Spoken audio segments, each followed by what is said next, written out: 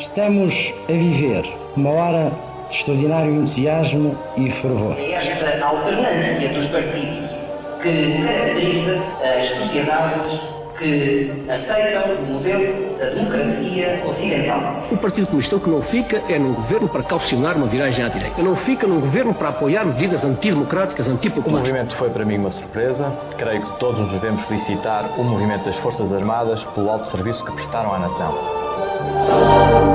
Boa noite a todos e bem-vindos a mais um episódio de JJ. O meu nome é Luís Francisco Sousa e serei o vosso moderador desta noite.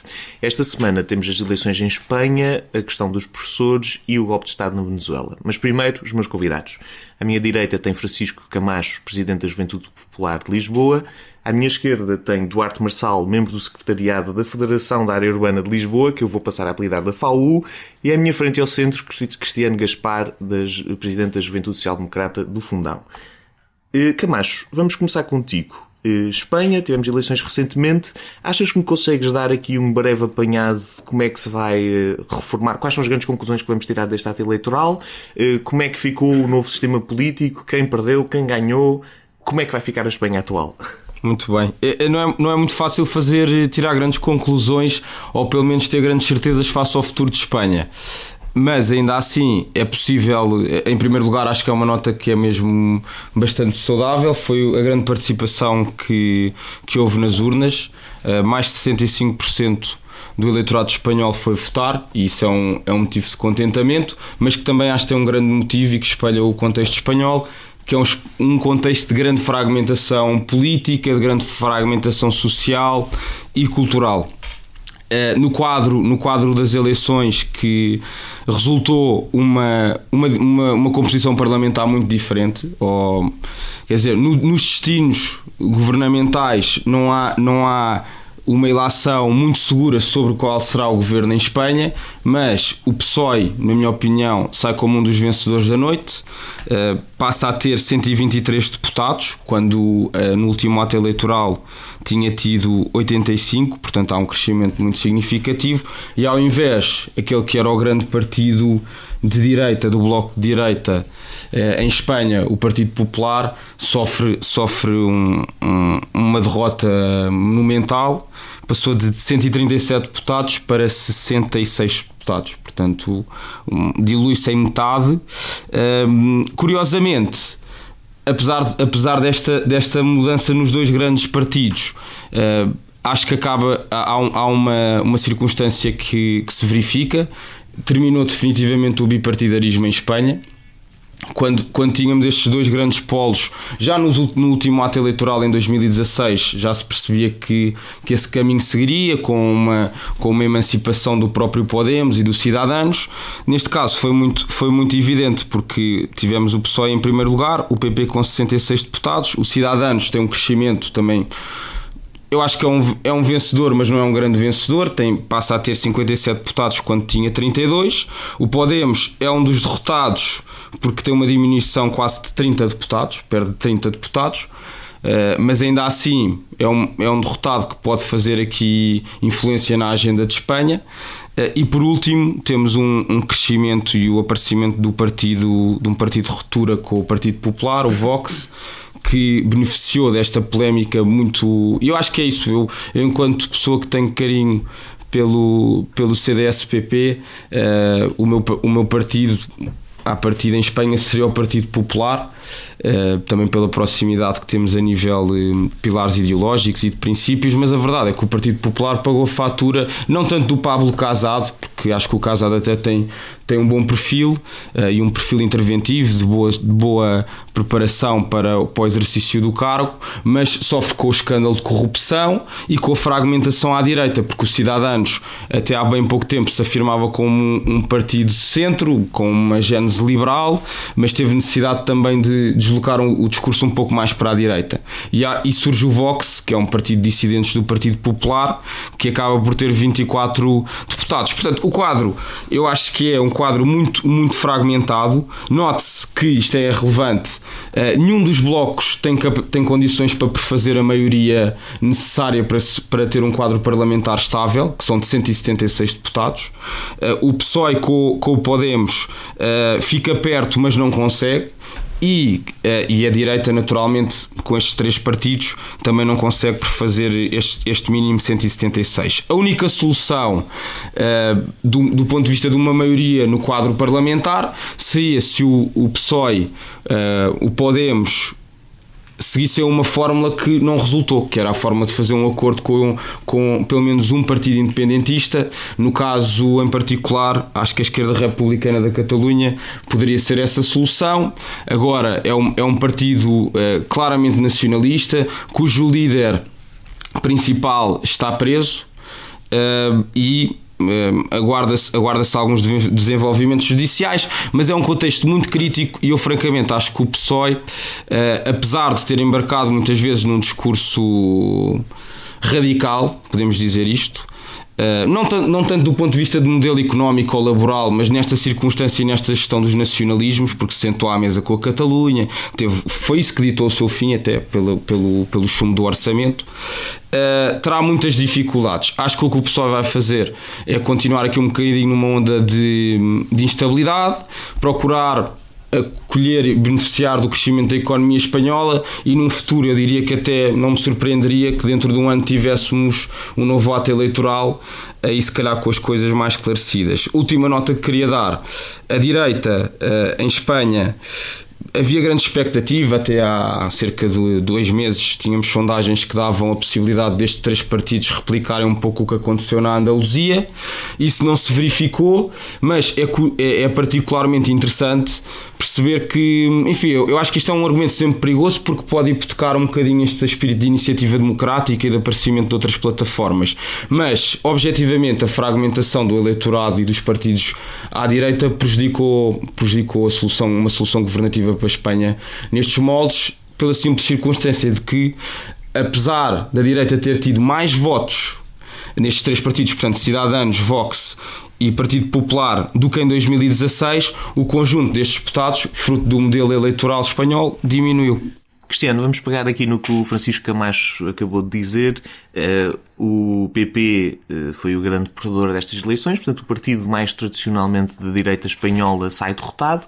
Por outro lado, partidos à direita como o Ciudadanos e o Vox saem reforçados com uma subida no número de deputados. Portanto, 2 questões que eu tenho aqui a colocar. Primeira, a desfragmentação da direita é prejudicial aos partidos tradicionais da direita? Quero que fales um bocadinho disso e que fales, se possível, um bocadinho do papel do Vox, o que é o Vox, o que é que isso pode simbolizar, e se achas que o aparecimento dos partidos como a Aliança, a Iniciativa Liberal, o Basta, ou que neste caso é o Chega em Portugal, pode replicar algumas das coisas que nós vimos acontecer aqui em Espanha? Respondendo, começando pelo fim, eu acho que sim. Acho que é lógico que tal aconteça. Nós vimos, e o Camacho frisou muito bem, uma grande adesão popular a estas eleições. O que mostra, sobretudo, e desde logo representa aquilo que é a real vontade da maioria popular, muito melhor representada do que se compararmos com cenários de altas abstenções como as que temos em Portugal. Eu creio que, em primeiro lugar, e como frisaste bem, parece-me ser a única razão que se possa considerar para a descida nas intenções de voto do Partido Popular, prende-se precisamente com esta fragmentação à direita e com o aparecimento de novos partidos. E aquilo que faz, porque da mesma forma que temos forças partidárias a estarem mais vincadas à direita, também já temos há alguns anos para cá, e agora também a reforçarem-se mais alguma fragmentação também à esquerda, com o aparecimento de outros partidos um bocadinho mais extremados do que aquilo que é tradicionalmente o centro-esquerda europeu, e começamos a ver uma conjugação e quase impossível não se torna-se muito difícil de dirimir as diferenças entre aquilo que são os partidos de centro-esquerda e os partidos de centro-direita, cada vez mais. E aparecem estes partidos um bocadinho mais extremados, não extremistas na sua maioria, mas mais extremados, mais a caminhar ora para a direita, ora a caminhar para a esquerda, que conseguem ter um discurso que toca a população e os interesses da população que os outros 2 partidos não conseguem. Agora, uma coisa que a esquerda tem percebido ao longo dos anos, e que acho que a direita ainda está com muitas dificuldades, é que uma das razões também para o resultado melhor do PSOE comparativamente ao PP prende-se também com a capacidade que o centro-esquerda tem tido de ir tentando buscar eleitorado a estes partidos mais extremados à esquerda.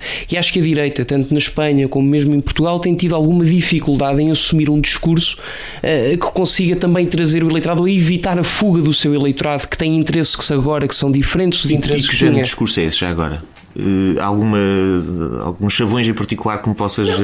Vamos lá ver, eu preocupo-me novamente, e acho que é sempre um assunto a falar, que é a questão do próprio politicamente correto, mas mesmo em termos de Portugal, se nós olharmos, por exemplo, para a incapacidade ou para a inabilidade da Associação Cristas de suportar a afirmação de Nuno Melo quando veio dizer que o Vox não era um partido de extrema-direita, porque não é um partido ao qual se calhar não estamos habituados no nosso espaço político que existe, mas que é saudável, tal como o Basta ou o Chega de André Ventura, e nós temos algum problema em assumir estas bandeiras, como por exemplo a necessidade de encararmos que, apesar de ser importante um espírito muito solidário dentro da União Europeia e dos nossos países de acolhimento de refugiados, há um complexo muito grande nestes partidos de centro-esquerda e de centro-direita, com problemas mais graves no centro-direita, e falo não só do CDS, mas também do PSD, em não ter qualquer problema. Rangel foi logo pronto a dizer que o Vox era de extrema-direita. Sim, esteve mal, tal como a própria condenação imediata de Fidesz, em que já não é a suspensão, é logo a expulsão.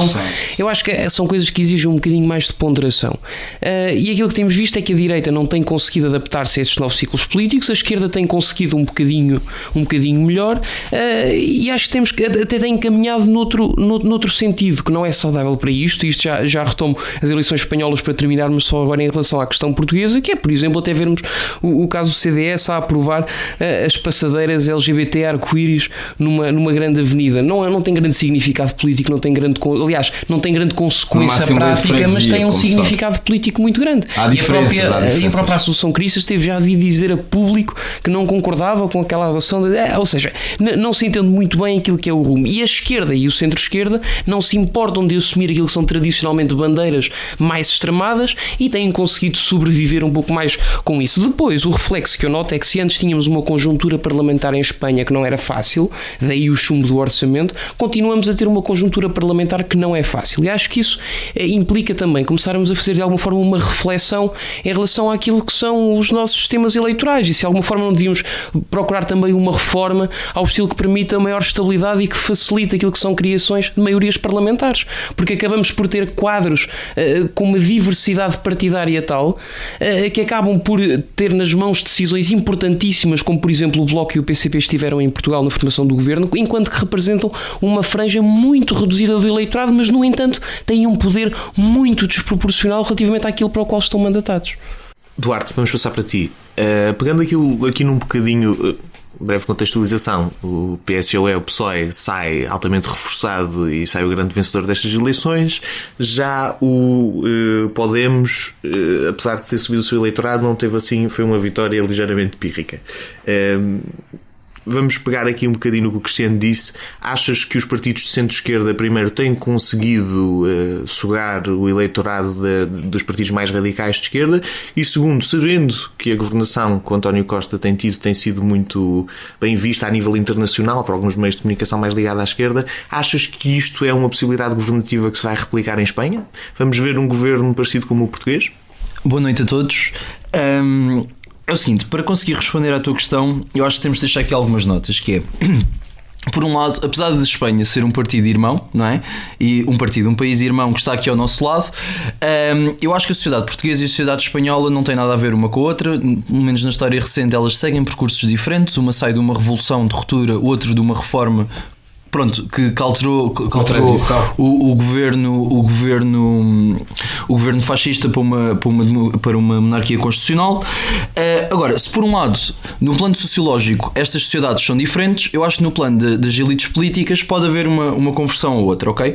Portanto, eu já vou chegar lá, ok? Mas para deixar aqui algumas notas, é assim, em primeiro lugar, eu acho que o que estas eleições mostram é que os espanhóis essencialmente querem ser governados ao centro. Nós temos o PP a perder metade do eleitorado, temos o Podemos a perder 30, certo? E depois temos o Vox, que eu também vou tratar separadamente, mas o que nós temos aqui é uma maior adesão da população espanhola ao PSOE e a necessidade de serem governados ao centro. Por outro lado, também mostra que o Sánchez ganhou um novo mandato do povo espanhol, sendo o partido mais votado. E agora, para responder um pouco à tua pergunta, eu acho que há uma coisa aqui que temos de ter em consciência, que é, há vários anos que os partidos socialistas estão incapazes de formar uma maioria. uma maioria por si, ok? E isto parece, a meu ver, o que nós estamos a assistir parece que é um novo capítulo na história das nossas democracias liberais, em que antigamente nós tínhamos partidos que conseguiam ser por natureza maioritários. O que hoje nós temos é um eleitorado muito mais dividido e fruto também dessa divisão temos o crescimento de partidos ditos extremistas. Ora, o que é que isso significa no caso de Espanha e em geral? Significa, por um lado, que a lógica bipartidária ficou extremamente mitigada, que agora existe uma muito maior fragmentação do espectro político, e isso por um lado é positivo a meu ver, por uma razão, porque para mim será por natureza mais democrático soluções que envolvam vários partidos e várias ideias e que façam síntese. Concordas com a afirmação do Cristiano que os partidos tradicionais do centro-esquerda têm conseguido ir beber desse eleitorado? Qual eleitorado? Do eleitorado mais à extrema-esquerda. Ou seja, no nosso caso seria como o PS conseguir roubar eleitorado ao BE. É assim, para te responder essa pergunta, é assim, eu acho que por um lado não tem conseguido muito e beber e roubar esse eleitorado, e não tem pela mesma razão pela qual os partidos socialistas por toda a Europa entraram em derrocada, que foi a partir dos anos 2000 nós tivemos uma mudança e uma guinda à direita ideológica, que foi a terceira via. Os partidos socialistas abandonaram o seu eleitorado tradicional e portanto, e com uma lógica terceira via que aconteceu à direita, que foi a ida do neoliberalismo, e para a esquerda, que foi, pronto, que é ser de direita, não é? Malvados, o que aconteceu foi uma desconexão brutal entre as primeiras bases destes partidos socialistas. E atenção, em Portugal é um bocado excepcional, porque enquanto os outros partidos socialistas da Europa tinham uma base trabalhista, o Partido Socialista Português sempre teve uma base de classe média. Portanto, e o que nós vimos é que foi uma guinada completamente a abandonar as suas eleitorados base, o que culminou necessariamente nas situações atuais e na incapacidade de conseguirem governar sozinhos. Ora, daqui das duas uma, o que nós vamos ter aqui é ou estes partidos socialistas conseguirem fazer os acordos com a esquerda sem beberem esse eleitorado, porque se bebesse esse eleitorado conseguiriam ter uma maior porcentagem do voto, ou por outro lado há a ascensão de coligações de esquerda e de direita. Portanto, nós tivemos na Geringonça não é uma coligação, um acordo parlamentar, mas uma união de esquerda e uma direita que, a meu ver, vai suplantar o bipartidismo tradicional. E porquê é que eu acho que mesmo assim é melhor? Porque estas grandes coligações ou grandes alianças no final conseguem ser muito mais representativas das várias franjas do eleitorado do que só um partido que toma conta de maiorias parlamentares. Por fim, agora em relação portanto, para te responder à tua pergunta, acho que ficou um bocado claro porque é que eu acho que não vão beber ao lado. Agora, em relação aos Sanches, ele no fundo tem dois caminhos possíveis, sendo que precisa sempre de fazer algum tipo de aliança parlamentar para conseguir aprovar o orçamento. Por um lado, ele tem a chance de fazer o acordo à esquerda e replicar a geringonça portuguesa. Isso tem alguns problemas, porque eu penso que o Podemos não é suficiente para formar a maioria, logo será necessariamente dos independentistas espanhóis. Isso é uma questão extremamente delicada para a sociedade espanhola, que não quer, portanto, tem uma posição muito rígida quanto ao movimento independentista espanhol. E quanto ao Podemos, depois tem a chance de fazer a coligação à direita, pelo menos com os Cidadanos. Portanto, qual é que é o problema? No lado, se ele escolher o do Podemos, ele irá sacrificar o seu eleitorado de centro. Se ele fizer à direita, irá sacrificar o seu eleitorado de centro-esquerda e de esquerda.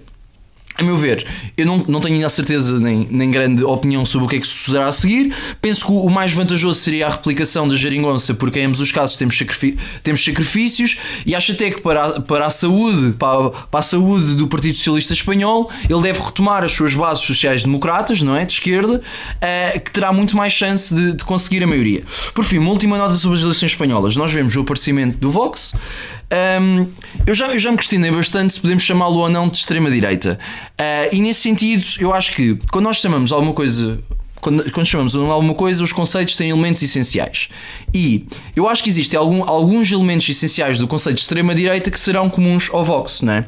Que será o quê? Em primeiro, é um partido fortemente nacionalista. É um partido que não é só nacionalista com os estrangeiros, como é nacionalista com os outros povos dentro de Espanha, não é? Porque Espanha é um Estado com muitas nações. Vemos o quê? Vemos o nacionalismo castelhano de Madrid em oposição ao nacionalismo basco ou nacionalismo catalão. imigração, portanto vemos o elemento essencial da extrema-direita, que é o forte nacionalismo, vemos o outro elemento essencial, que é a anti-imigração, portanto eles querem expulsar todos os imigrantes ilegais e querem que os imigrantes legais sejam expulsos caso façam 2 vezes um delito leve. Portanto, se as pessoas cometerem duas vezes uma multa de trânsito, serão expulsas de Espanha sendo imigrantes legais. E o que é que isto mostra? Isto não no é fundo, assim. está ali o programa, poderás ler. Acho que não são 2 multas. São dois. Em vez de abrirmos discussão, como temos mesmo que acabar este tema, Duarte, eu vou ter que passar... Deixa-me só terminar, por favor.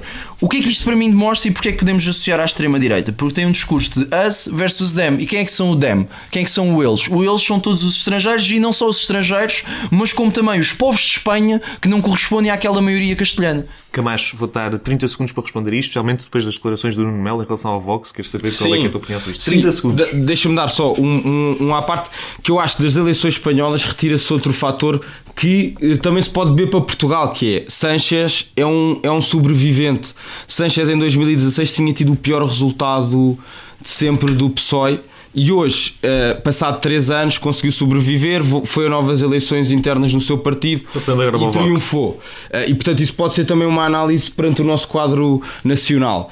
Quanto ao Vox, eu acho que o contexto relativo de Espanha é muito relevante nesta questão da afirmação do nacionalismo espanhol, do patriotismo espanhol. Espanha, como eu disse há pouco, só para se ter ideia disto, vou dar um exemplo da fragmentação cultural, social que existe em Espanha. Em 2011, a atual secretária do Governo de Madrid, enfim, eles têm um formato administrativo autárquico diferente do nosso.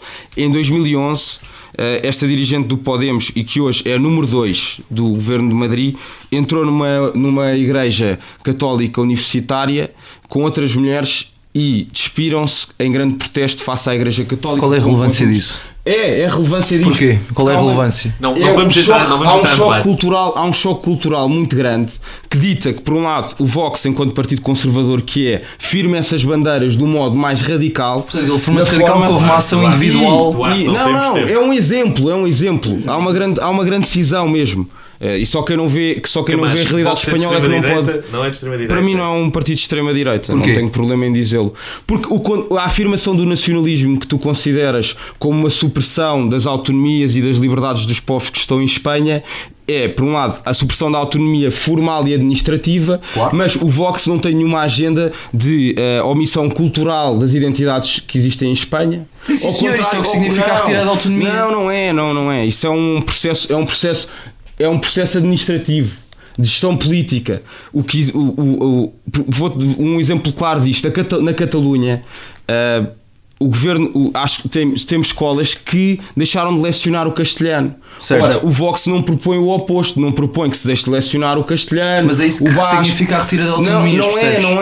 Não é. Claro que é, se não tens autonomia, é uma centralização administrativa, não é administrativa, é constitucional. Se querem fazer isto bem os parlamentos regionais, não é isso, é uma diferença grande. Portanto, para mim não há essa supressão identitária. Bem, pena quanto aos obrigado a todos. imigrantes, Tem pena que não possamos continuar este tema, mas temos que passar para o próximo tema. Tema quente desta semana: reposição total da carreira dos professores. Temos tido aqui um processo muito conturbado, com PSD, CDS a aliarem-se ao PCP e Bloco de Esquerda. O primeiro-ministro anuncia que se demite se isto fosse aprovado no dia 15. Temos valores muito diferentes em cima da mesa. Cristiano, consegues-me dar aqui um apanhado geral do que é que se está a passar? Consegues-me pôr a par desta situação? Porque esta posição do PSD, temos a direita a sustentar o atual executivo. Em que pé é que estamos? Eu acho que ainda ninguém percebeu muito bem, nem os próprios agentes políticos que tomaram as decisões e vieram a público fazer declarações, e como também ainda nem sequer se pronunciaram todos, ainda falta o esclarecimento, ou faltará o esclarecimento do Dr. Rui Rio ao tempo em que gravamos este podcast. Mas aquilo que se pode dizer é que, vamos lá ver, não é, o assunto em si não é polémico, ou pelo menos não devia ser polémico, porque já resulta de uma negociação muito prolongada no tempo entre os professores, nomeadamente através do Dr. Mário Nogueira, e o Governo, e os professores sempre defenderam a reposição integral dos 9 anos, 4 meses e 2 dias, da altura do tempo em que tiveram um congelamento de carreiras na altura do Governo Socialista de José Sócrates. vezes, e o Governo sempre advogou pela reposição de 2 anos, os tais 2 anos, 9 meses e 18 dias, e foi precisamente isso que acabou por ser decidido num Conselho de Ministros, e saiu o decreto sem o consentimento e sem o acordo com os sindicatos. Ou seja, podemos dizer que foi uma decisão unilateral depois de esgotados meses de negociações. Aquilo que se passou, e quase como não se fazendo prever, foi numa comissão parlamentar, houve uma união pouco habitual entre os partidos mais à direita, o PSD e o CDS, e o Bloco de Esquerda e o Partido Comunista Português, em que decidiram reconhecer aos professores o direito da reposição integral do seu tempo de serviço, os 9 anos, 4 meses e 2 dias, havendo depois várias divergências entre aquilo que eram as propostas dos partidos ou os complementos a esta iniciativa legislativa. Da parte do Bloco de Esquerda e do CDU, claro, queriam já prazos, para eles era já para amanhã, não há grandes preocupações nem discussões em termos de sustentabilidade financeira, e por outro lado, para o PSD, ou melhor, mais para o CDS, estaríamos mais preocupados com aquilo que poderia ser a sustentabilidade financeira, que o CDS até queria acrescentar uma adenda relativamente ao facto de tal ser apenas efetuado se for possível e se as condições económicas e o crescimento económico português o conseguir permitir, para não comprometermos problemas de sustentabilidade. Agora, o que se seguiu foi uma grande trabalhada, porque confesso que, por exemplo, ver a Assunção Cristas, que ao contrário do Rui Rio, que diz não ter conhecimento ainda do que foi aprovado e do diploma que foi discutido na Comissão, e nós já sabemos que o documento foi apenas enviado aos partidos 2 horas depois de António Costa vir ameaçar apresentar a sua demissão. Nós tivemos a Assunção Cristas a aprovar o diploma, apesar de não conter as suas alterações, é uma coisa inédita, ou seja, nós vamos apresentar as alterações, mas mesmo que as aprovem ou que as aceitem ou que não as aceitem, aprovamos. Já tinha sido aprovado na especialidade. Aprovamos as alterações do CDS acabaram por ser chumbadas. Certo. Exatamente. E o processo de votação é distinto, como tu bem sabes. Primeira velocidade. Não, mas mesmo na especialidade. Há uma tramitação um bocado particular que pode... Desculpa ter-te interrompido. Não há problema, certo. Uma configuração um bocado estranha. E o CDS e a Assunção Cristas aprovaram o documento, apesar de não conter qualquer especificação relativamente à sustentabilidade financeira para a execução da medida. Relacionado com isso mesmo. Depois, no dia a seguir, quando se rebentou a polémica, António Costa veio dizer a público que se demitia se isto acabasse por ser depois aprovado numa votação final global. Já veio a Assunção Cristas desmentir aquilo que o Governo estava a dizer. António Costa veio dizer que era uma medida muito perigosa para as finanças públicas, e a Assunção Cristas veio dizer não é, porque nada do que constava naquele diploma indica para um comprometimento das contas públicas, sobretudo porque aquilo não dá prazos, ou seja, quando acaba ao próximo Governo ter em conta esses fatores de sustentabilidade e começar a iniciar novamente a negociação com os professores para ver como é que será feita esta reposição integral do tempo de serviço, foi-lhes apenas reconhecido o direito.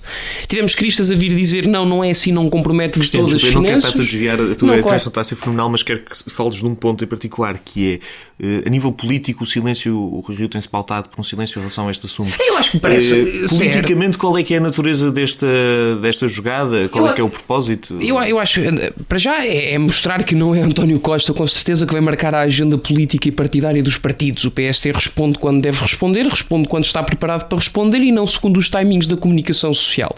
Agora, aquilo que me pareceu foi que António Costa fez gato de sapato do CDS e da Assunção Cristas, porque eu confesso que não vi há muito tempo um partido tão nervoso e tão pouco seguro de si, onde é obrigado em menos de 24 horas, desde o dia de ontem para hoje de manhã, mudar completamente a sua posição e dizer que afinal recua e só se for acrescentado que depende das finanças públicas. Mas a Assunção Cristas tinha dito que aquilo não tinha nada a ver com finanças públicas, nem punha em causa. Parece-me tudo uma grande desculpa e passar a batata quente para o lado de Rui Rio, de um partido que me parece neste momento não ter tido coragem de assumir as suas posições e as posições perante o eleitorado.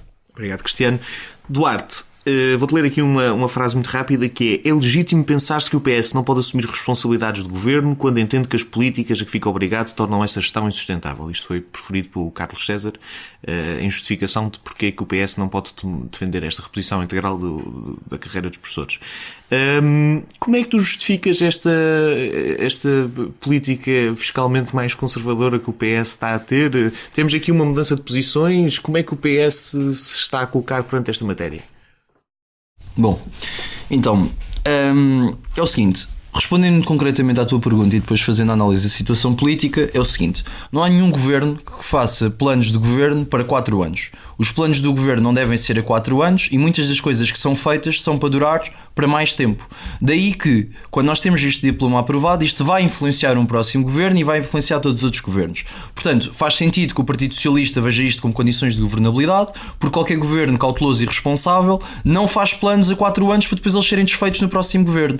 Faz sim leis e mecanismos que durem além deste governo. Ok. Dito isto, temos de fazer aqui um pequeno enquadramento na coisa que infelizmente não foi feito pelo Cristiano, que é, temos que ter primeiro aqui um enquadramento. É assim, há 3 questões aqui diferentes. Uma primeira tem a ver com o descongelamento, outra coisa tem a ver com contar o tempo integral e uma terceira tem a ver com receber os salários retroativamente. Dentro disto é o seguinte: o descongelamento já foi feito, ok? E não entra sequer na discussão os salários retroativos. Portanto, aqui a questão que está é o tempo de para promoções. Exatamente. Porquê que isto é particularmente relevante? Porque no caso dos professores e de outras profissões da função pública, o que nós temos é que o tempo é determinante para a progressão. Portanto, qual é que é aqui o problema? O problema aqui é o seguinte: nós temos um diploma aprovado que prevê no fundo 2 coisas. Por um lado, prevê que o tempo já aprovado pelo governo fica, e depois prevê que para 1 de janeiro de 2020 que vai-se aplicar vai-se aplicar o tempo integral, em que fica depois o próximo governo definir quando é que isto acontece. Qual é que é o problema? O problema é, como o tempo é determinante para a progressão na carreira e essa progressão na carreira influi nos salários, o custo total para o Orçamento de Estado a longo prazo, ok, é 800 milhões. E porquê que é assim? Porque isto dizer que não tem impacto neste Orçamento de Estado, desculpa, mas é uma forma de mentir às pessoas na cara, que é evidente que pode não ter efeito para este ano, mas tem efeito para todos os Orçamentos de Estado ao longo de todos os anos. Diz? Então não está a mentir na cara. Se não tem não impacto, estão a mentir na cara, porque estou a enganar. Para o Orçamento de 2019 ninguém está a mentir na cara. Camacho, eu acho uma vergonha tu ainda estares a defender isso e eu vou-te dizer porquê. Eu vou-te dizer porquê. Tens de analisar as palavras. Não. Orçamento de 2019, é isso. É esse o reflexo Imagina, orçamental. sabes porque é que é um engano? Porque é dizer, este ano não afeta porque o orçamento já está feito. Não afeta afeta todos os orçamentos de Estado daqui para a frente. Pá, mas é claro uma que tem impacto orçamental. Tem eu não te interrompi, por favor, deixa-me falar. Comigo. Que é o seguinte: é assim, tem um impacto para todos os orçamentos de Estado e aqui é que está o problema, que é... por um lado portanto vamos ter um maior aumento de receita de toda a legislatura para o caso dos professores. Qual é que é a minha opinião muito concreta? É o seguinte: acho que aqui todos podemos concordar que as carreiras descongeladas e o tempo tem que ser contado, ok? Parece-me bastante até unânime que o tempo tem que ser contado. Agora, 2 questões fundamentais, que é, por um lado, tem que ser o tempo contado dos professores e do resto da função pública, e deve aqui vigorar o princípio de igualdade de tratamento pelos funcionários públicos. Por outro lado, não havendo dinheiro para fazer para todos já, deve ser dado a todos por igual e progressivamente. E isto é a diferença entre uma atitude responsável e uma atitude irresponsável. Agora, quanto aos nossos parceiros do Bloco de Esquerda e do PCP, eu vejo extrema coerência. Porquê? Porque sempre advogaram esta medida. Agora, quanto à direita, é que eu vejo uma brutal incoerência. E porquê que isto assim o é? Porque, por um lado, nenhum destes partidos defendeu isto nos programas. Depois, nenhum dos partidos, até esta situação se proporcionar, veio dizer publicamente ao defender esta medida. O CDS, inclusive, votou contra e chumbou a proposta de o fazer. Depois, o que é que nós temos? Nós temos, na prática, estes partidos com 2 opções, que é: ou abandonam o discurso de contas certas sempre que fizeram, ou mudam o discurso. E porquê que isto assim o é? Porque temos o PSD e o CDS a acusar eternamente o PS de não ter contas certas. Era sempre isto, o fantasma do socratismo despesista. Mas a verdade é que são estes mesmos partidos que, unindo-se a partidos que passaram a vida toda a criticar que eram irresponsáveis, aprovam uma medida que tem um custo permanente para o Orçamento de Estado de 800 milhões. Porquê que isto é problemático? 1. É irresponsável para as contas públicas porque deixa um déficit brutal em Portugal. Ponto 2. Não trata por igualdade os outros funcionários públicos, não percebe porque é a preferência dos professores. 3. Se olhássemos para as condições entre uns e outros, nós vemos que até há funcionários públicos que têm carreiras congeladas e recebem menos que os professores, e do ponto de vista da disponibilidade financeira de uns e de outros, se calhar até fazia mais sentido darmos primeiro aos que recebem menos e recebem o salário mínimo, de conseguirem receber mais do salário mínimo, do que os próprios professores. Agora, dando só aqui umas notas em jeito final, só para terminar, Luís, é assim, em primeiro lugar, José Sócrates congelou a carreira dos professores, o PSD congelou do resto da função pública. A verdade é que agora temos o Partido Socialista a descongelar e temos o PSD que em nenhum momento defendeu isto, em nenhum momento até a situação se fazer por puro eleitoralismo político e para ganhar a adesão da classe dos professores. Só para acabar. Por fim, um detalhe sobre o CDS. Sobre o CDS tem um tweet em que é genial. Ele diz: nós não aprovámos a contabilização das pessoas. Nós aprovámos o princípio da contabilização das pessoas. Portanto, o CDS aprovou e não aprovou. Portanto, caso sim, caso não, está tudo bem. Para terminar, e agora depois temos a Assunção Cristas, ela própria a recuar na sua posição para salvar um governo socialista. Portanto, o que é que nós vemos? Nós vemos um CDS que teve um brutal despesismo em rejeitação do seu eleitorado, que sempre foi conservador nas contas, percebeu que rejeitou esse eleitorado e agora completamente amedrontado e caído no buraco em que se meteu, agora volta atrás. Camacho, vou-te deixar responder estas acusações. O CDS anda a ser mais papista que o Papa. O que é que se está aqui a passar com o facto de uma decisão ter sido tomada e acho que menos de 48 horas depois foi apresentado ao seu contrário? Portanto, não, mas não foi isso que aconteceu. O que é que motivou a aprovação inicial do CDS e o que é que motivou esta atual mudança de posição? Então, o Pires de Lima, não? O Pires de Lima está no seu lugar na vida empresarial, poderá fazer os comentários que lhe vêm prover, mas não tem influência nesta órbita. O que é aqui importante perceber é a votação, e era isto que eu há pouco referia, tendo interrompido um pouco o Cristiano. Mas acho que no caso foi o Cristiano por causa da tramitação no procedimento de votação que foi. O documento, a proposta de alteração ao decreto na especialidade tem uma tramitação que ditou esta configuração, que é a votação é feita a linha, o artigo a artigo, certo. Sabemos disto. Pronto. O que ditou que estas condições que o CDS encara como essenciais para este modelo e para esta operação não ficassem comportadas, isto é... Mas isso justifica a alteração que foi feita agora ou justifica a primeira votação?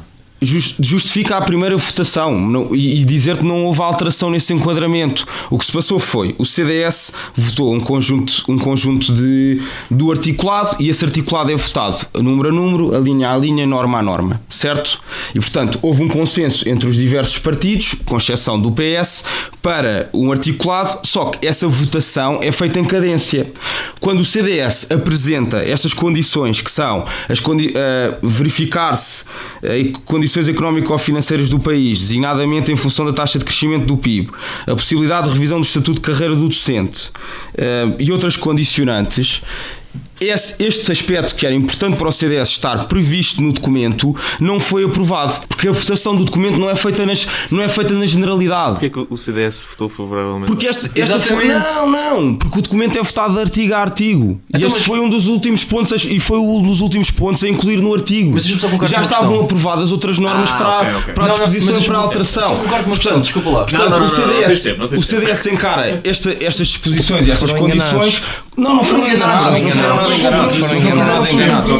Não foram nada enganados. Isso justifica a primeira votação. Porque o que é que justifica a atual mudança de posição? O documento, não houve mudança de posição.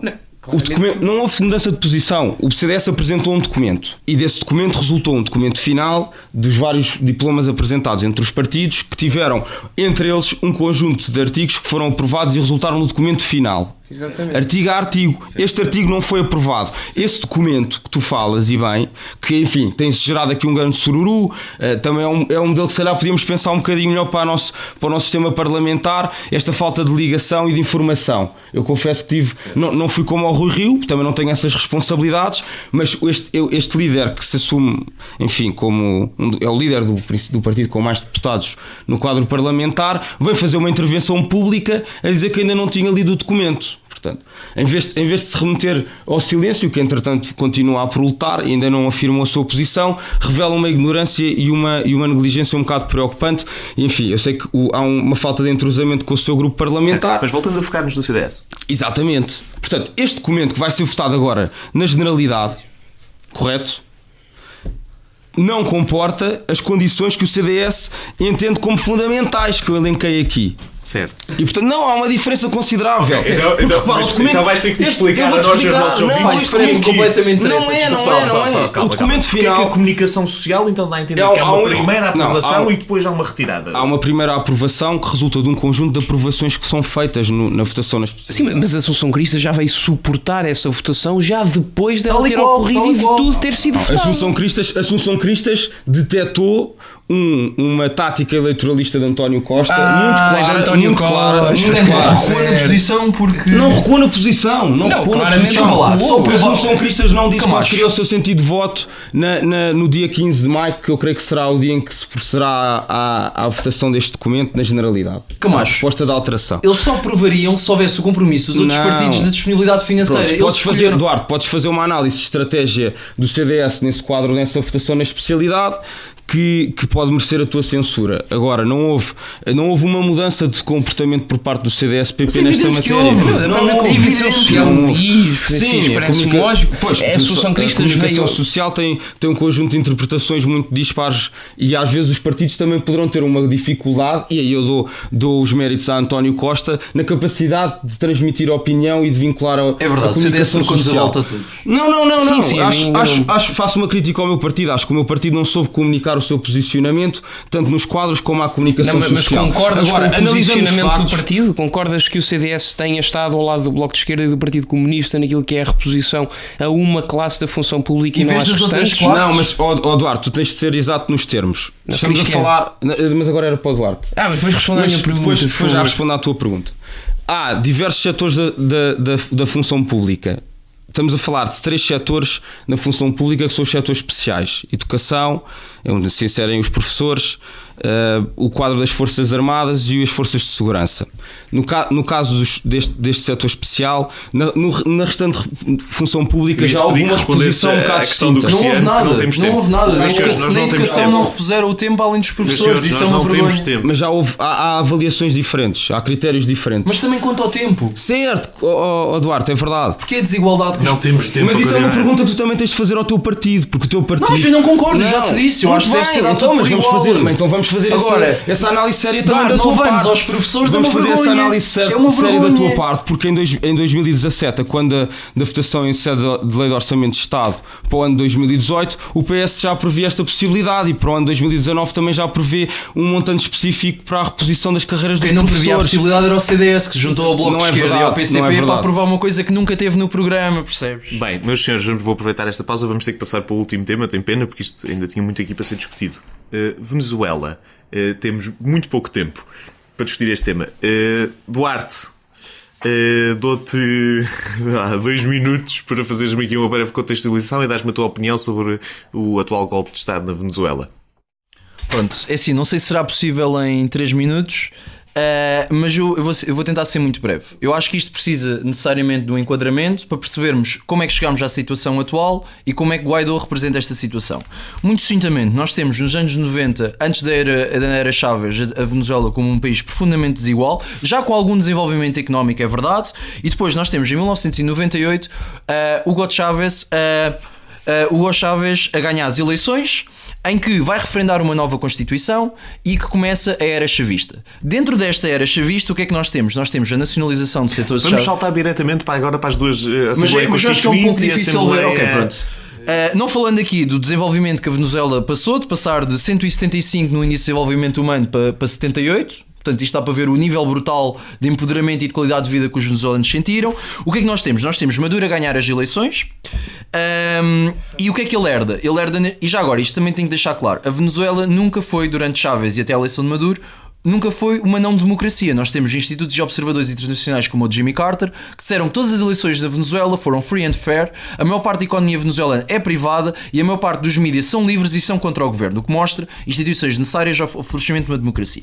Pronto, nós temos Maduro, que ganha uma primeira eleição de uma forma democrática, e que depois, a partir daí, o que é que nós temos? Nós temos, fruto de uma crise económica profunda da petrodependência e outras questões estruturais que a Venezuela tem, como a paralisação da maior central hidroelétrica. Nós temos uma grande crise De onde é que económica. surge Guaidó? Calma, nós temos temos esta. Portanto, temos tempo para calma, calma, tem calma. Nós temos este quadro. Depois, o que é que nós temos? Nós temos Maduro, que depois toma uma perspectiva autoritária da questão. Portanto, ele começa a perseguir partidos da oposição, faz um mecanismo constitucional de. Portanto, faz aquele mecanismo constitucional de declarar inconstitucional a Assembleia Representativa. E como é que o Guaidó aparece? Isto é que temos aqui que ver então como é que esta pessoa aparece. Esta pessoa aparece primeiro sem qualquer tipo de legitimidade democrática, no sentido em que foi eleito para uma Assembleia despida de qualquer legitimidade constitucional, porque foi assim que foi declarado Por um tribunal cujos juízes foram todos substituídos. Não. certo, mas dentro daquilo que é o Estado de Direito deficitário da Venezuela, foi declarado inconstitucional. Bom, então o que é que nós temos? Nós temos nós temos Guaidó, que aparece sem nenhum apoio da população, não é? Até agora não houve nenhum apoio massivo a Guaidó.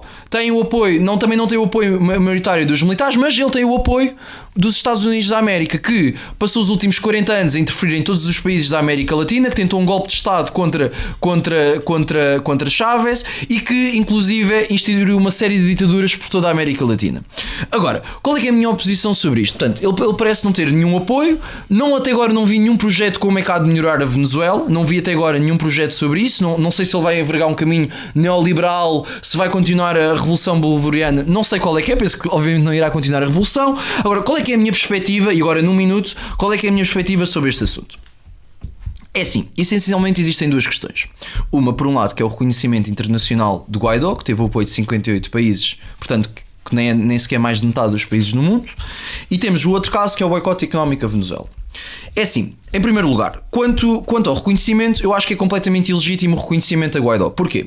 Porque diz-nos as regras de direito internacional público. O direito internacional público, só para ficar isto, tem que ficar claro, obedece a fontes de costume. E existe uma doutrina que é aplicada em toda a América do Sul, que é a doutrina Estrada. Esta doutrina diz-nos que reconhecer ou não reconhecer chefes de Estado é uma forma de interferência, é uma forma de ofensa à soberania e que vai contra a autodeterminação dos povos. Porque isto para mim é particularmente determinante. Porque aí diz esta doutrina também que um médico é um médico independente de ser um médico. Ou seja, um governo é um governo independentemente de nós reconhecermos que é um governo. Porquê que isto para mim é problemático? Porque, por um lado... Guaidó é legítimo ou não é legítimo? Já vamos chegar lá. Temos que chegar lá agora. Um minuto. Já okay. não tem mais minutos porque, para dar. É assim, a minha posição é muito simples, que é...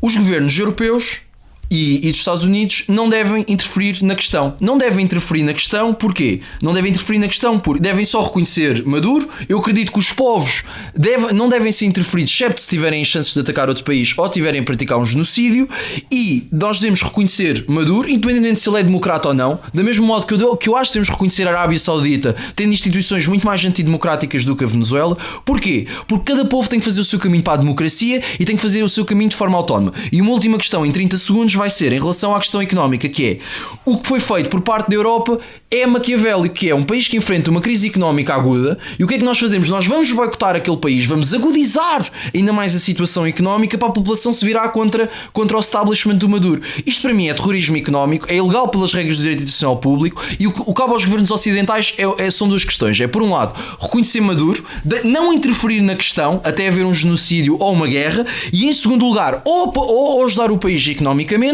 ou não interferir. Isto é o que faz a paz, e eu temo sinceramente na Venezuela, como estão agora mercenários à porta, uma guerra civil e uma guerra de procuração entre os Estados Unidos e a Rússia que não vai servir ninguém.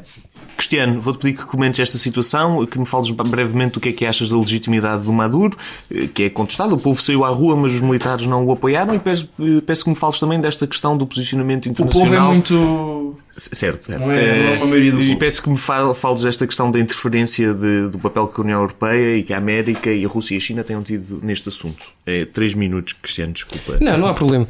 Em termos daquilo que é a influência internacional neste tipo de processos, eu acho que é sempre de salutar quando é feita a descoberto e à frente de toda a comunidade internacional. Acho que não há qualquer problema, nem coloca qualquer tipo de pressão no país, aquilo que são reconhecimentos diplomáticos. Evidente que aquilo que são reconhecimentos diplomáticos, onde evidentemente o suporte, temos um conjunto de países democráticos a apoiar um determinado candidato, será uma mensagem importante a passar não só para os europeus, mas também para os próprios venezuelanos, de que aquele é de facto o regime mais democrático, e sabemos hoje que é. Nós tivemos Maduro, onde de há anos para cá, e sobretudo mais com maior intensidade de há meses para cá, tem reprimido manifestantes nas ruas de uma forma brutal. Têm sido constantes os motivos, constantes os ataques, ainda agora nesta manifestação, nesta última revolta de Guadió, em que as pessoas saíram à rua, nós vimos veículos e tanques militares a atropelar as pessoas. Portanto, eu discordo um bocado quando o Duarte diz que não há grande adesão popular só porque o povo não saiu às ruas. Bem, eu acho que o povo não saiu às ruas, teve medo de morrer. Em termos daquilo e na forma como a gestão. Estou a favor do Maduro. Como a gestão. Evidentemente, o Maduro também terá apoiantes, não é? Eles chamam manifestações com muito mais apoio que o Guaidó. Nós temos alguns factos. Temos os factos de que sabemos que as eleições não foram justas. E não tendo sido as eleições justas, e sendo um facto reconhecido internacionalmente, então é porque estamos claramente perante aquilo que é uma usurpação de poderes, uma usurpação democrática. E nos dias que correm, se temos um país que, apesar de ter estes processos pouco democráticos, não consegue nem sequer manter o nível de vida dos seus cidadãos. E nós temos visto venezuelanos, muitos portugueses residentes na Venezuela, a passar muita fome, a passar muita miséria, e com uma incapacidade brutal do seu governo, neste caso do governo de Maduro, de corresponder e de combater esses problemas, enquanto vemos grandes ostentações de riqueza do outro lado. Isto é um discurso quase, vamos lá ver, romântico, mas é muito verdadeira a questão da coisa. O boicote económico deve ter ajudado muitos portugueses. E era preciso algum tipo de ação popular e de revolta popular. E o Guadió vem precisamente trazer isso. Eu concordo com o Duarte quando diz que o Guadió ainda está muito longe de provar que pode ser um bom líder, ou um forte líder, ou um melhor líder. Aliás, um melhor líder será sempre de certeza absoluta, porque é democrático, mas conseguirá ser um líder mais aquilo que Venezuela precisa. Mas lá está, o que a comunidade internacional disse não foi só reconhecer Guadió como presidente interino. Foi uma coisa muito mais importante, foi também aquilo que a maioria dos países se associou, que é a garantia de que Guadió, assim que assumir funções, irá imediatamente marcar eleições no país. Mas não foi a maioria, foi 58 países. E aí sim, é uma via democrática muito importante, e que só aí representará os interesses dos venezuelanos. Agora, engraçado, e não deixo de notar isto, é que em todas as semanas, em todos os programas, sempre que surge algum tipo de discussão de partidos mais extremados à direita, como é o caso do Vox ou o Basta ou o Chega de André Ventura, nós vemos o Duarte a dizer por frase quase 5 vezes o fascista e a extrema-direita, e referiu-se à Venezuela durante uma longuíssima intervenção que fez, e nem por uma vez realçou o facto de estarmos perante mais um caso da miséria que o socialismo traz às suas populações. Isso não é nada verdade. Não tem nada a ver com o socialismo, a crise económica venezuelana. De todo, tem a ver com o capitalismo. Não, também não tem. Vamos não entrar em debate direto. Camacho, o CDS foi um dos principais partidos a vir-se posicionar em relação ao Guaidó e à sua legitimidade. Com que olhos é que já foram dados aqui muitos argumentos para se ele é legítimo, se ele é ilegítimo ou não? Com que olhos é que viste este golpe de Estado, acho que o podemos chamar assim, e parcialmente com que olhos é que viste o seu fracasso? Sim. 3 minutos. Sim. Procurarei respeitar o tempo. Em primeiro lugar, há uma circunstância que é fundamental para se perceber a legitimidade do Guaidó neste processo, que eu reconheço, que é: há uma total usurpação de poderes por parte de Maduro.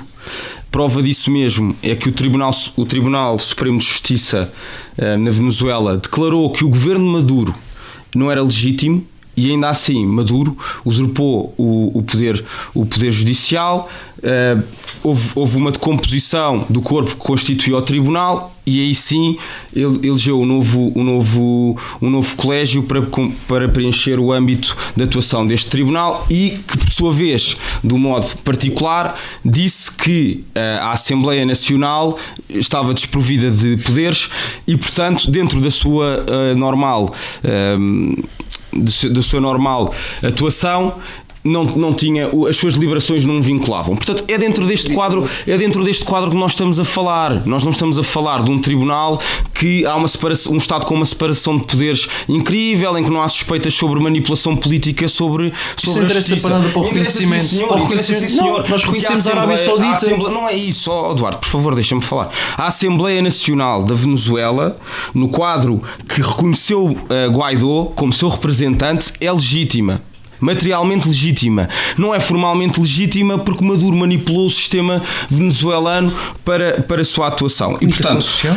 Sim, e a comunicação social, e não é assim tão seguro dizermos que a Venezuela sempre foi uma democracia plena, porque já bem antes até de Maduro havia perseguição política a vários dirigentes por delito de opinião e por afirmação. Exatamente. É completamente verdade. Exatamente. O Estado de Direito Exatamente. não se verifica na Venezuela, não é desde Maduro. E essa é uma situação que é alarmante desde 2015, que quase 3 milhões de venezuelanos saíram do país.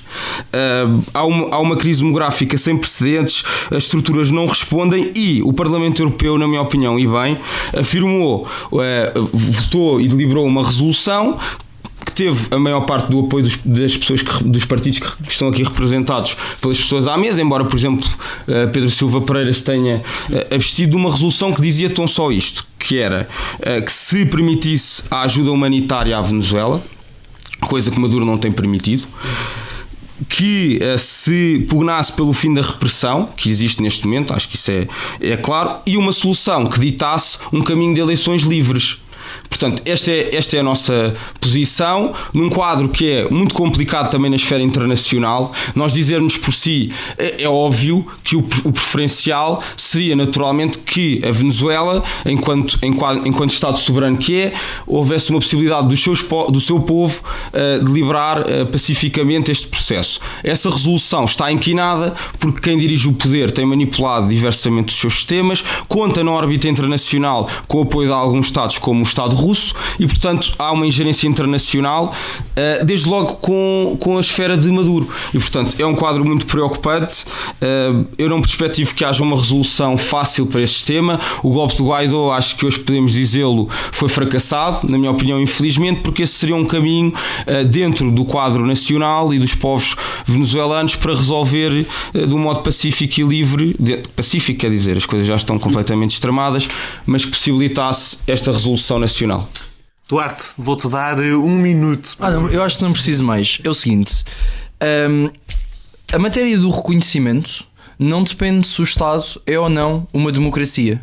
Ou seja, a ideia de soberania e autodeterminação não é soberania e autodeterminação para ser democrático. Os conceitos de soberania e autodeterminação existem precisamente para o povo de se definir enquanto Estado de uma forma autónoma e sem interferência. O que é que eu quero dizer com isto? No fundo que, se a Venezuela fosse uma ditadura atroz como é a Arábia Saudita, nós na mesma devíamos reconhecer a Venezuela como reconhecemos a Arábia Saudita. E isto são 2 pesos para 2 medidas. Porquê?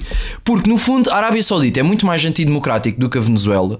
E eu acho que devíamos reconhecer o governo da Arábia Saudita. Porquê? Porque se nós não reconhecermos os governos democráticos, nós não reconhecemos a maior parte do mundo.